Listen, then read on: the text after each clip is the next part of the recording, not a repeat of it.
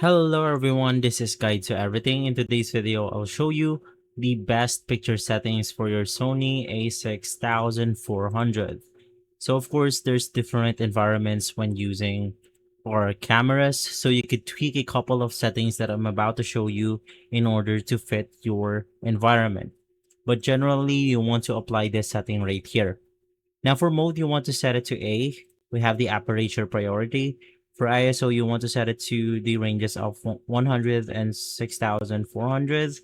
And the ISO auto min SS is going to be set to 1 by 250s for those sharp movements.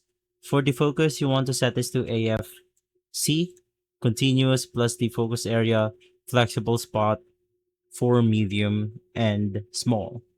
For the face and eye AF, you want to turn this on, basically for animal and human subjects.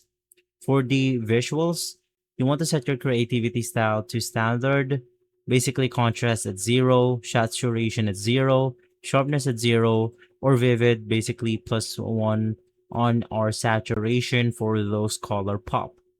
Now for the DRO or the dynamic range optimizer, you want to set it to automatic.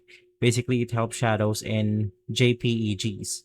For format, you want to use RAW plus JPEG because it allows us to simply color grade our files easier. Now, as a pro tip for video, you want to set your picture profile with off for beginners and the PP10 HLG2 for easy to edit HDR. For silence, you want to use the silent shooting on for the candid street photography.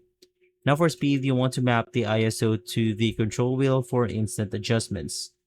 And so guys, that is the general overall best setting.